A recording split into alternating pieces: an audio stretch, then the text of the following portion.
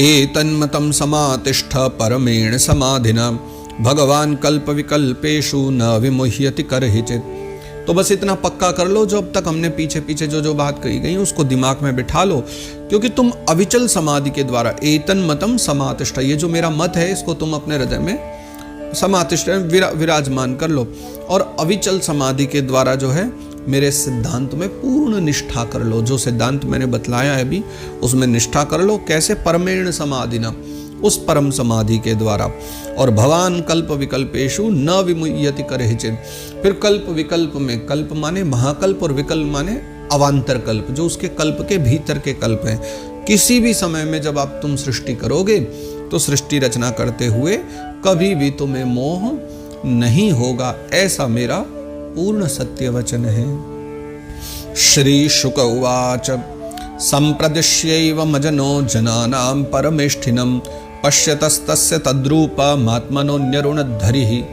तो इस प्रकार ब्रह्मा बाबा को समझा करके फिर भगवान ने पल भर में ही अपना वह जो दिव्य स्वरूप है भगवान उपदेश दे करके, जो फिर उन अजन्मा भगवान ने देखते ही देखते अपने उस नित्य स्वरूप को, उस अद्भुत अलौकिक स्वरूप को भगवान ने वहां से छिपा लिया, यानी भगवान अदृश्य हो गए। अंतर्हितेन्द्रियार्थाय हरये विहितांजलिः सर्वभूतमयो विश्वम ससर्जेदम सपूर्ववत्।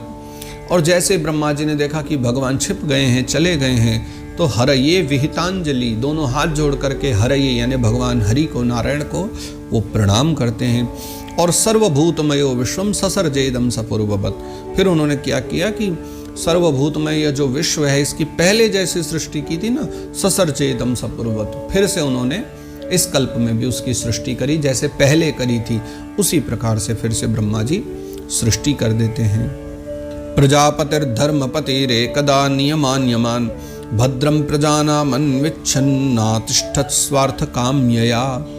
फिर एक बार जो है धर्मपति और प्रजापति जिनके नाम हैं, ऐसे ब्रह्मा जी ने सारी जनता का कल्याण हो ऐसा एक स्वार्थ रखा है। तो ये स्वार्थ, लेकिन ये परमार्थ वाला स्वार्थ है। और उस परमार्थ की पूर्ति के लिए उन्होंने विधि पूर्वक क्या किया कि नियमान्यमान, यम और नियम जो है दोनों को धारण कर लिया। तम नारद प्रियतमो रिक्थादानामनुव्रतः शुश्रूषमाण शीलेन प्रश्रयेण दमेन च। फिर उन दिनों उनके एक पुत्र थे जो जिनका नाम था नारद, जो बहुत ही प्रिय थे ब्रह्मा जी को, प्रियतमो नारदः। और रिक्थादानम अनुव्रतः शुश्रूषमाण शीलेन प्रश्रयेण दमेन च। वो उनकी सेवा करने लगे ब्रह्मा जी की, नारद जी, और अपने सील से, प्रश्रय से, दम से ब्रह्मा जी को प्रसन्न करने लगे। फिर मायां विविदिशन् विष्णोर्मायेशस्य महामुनिः महाभागवतो राजन् पितरं पर्यतोषयत्। और जो है फिर सौम्यता से अनुगत होकर जब उन्होंने ब्रह्मा जी की सेवा करी तो अपनी सेवा से ब्रह्मा जी को एकदम संतुष्ट कर लिया। लेकिन किस लिए? मायां विविदिशन् विष्णोर मायेशस्य महामुनि, यानी सदा उनकी माया के विषय में जानने की उत्सुकता रखने वाले नारद जी है ना, जो भगवान की मायापति, भगवान की माया का तत्व जानने की इच्छा रखते थे। तो उन्होंने अपनी विविध सेवाओं के द्वारा ब्रह्मा जी को यानी अपने पिता को प्रसन्न कर लिया। तुष्टम निशाम्य पितरम लोकानां प्रपितामह देवर्षिः परिपप्रच्छ भवान्यन्मानु पृच्छति।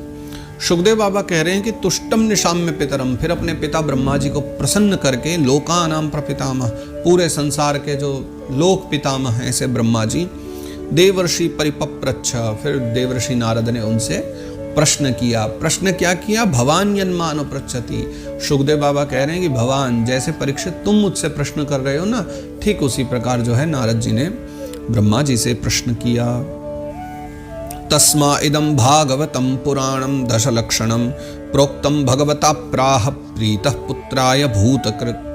और तस्मा इदं भागवतं पुराणं, फिर प्रसन्न होकर के, जैसे नारद जी से प्रसन्न हुए ब्रह्मा जी और फिर नारद जी ने प्रश्न किया, तो ब्रह्मा जी ने किया कि भागवतम पुराणम 10 लक्षणम, भगवान ब्रह्मा जी ने ये 10 लक्षणों वाला जो भागवत पुराण है यह जो है नारद बाबा को सुनाना आरंभ कर दिया। और कैसे सुनाया कि प्रोक्तम भगवता प्राह प्रीतः पुत्राय भूतकृत, जिसका भगवान ने स्वयं ब्रह्मा जी को उपदेश किया था। ब्रह्मा जी ने वही 10 लक्षणों वाला जो भागवत पुराण है वो अपने पुत्र नारद को सुनाया, जिससे नारद जी भी बड़े प्रसन्न हुए। नारदः प्राह मुनये सरस्वत्यास्तटे नृप ध्यायते ब्रह्म परमं व्यसायामित तेजसे।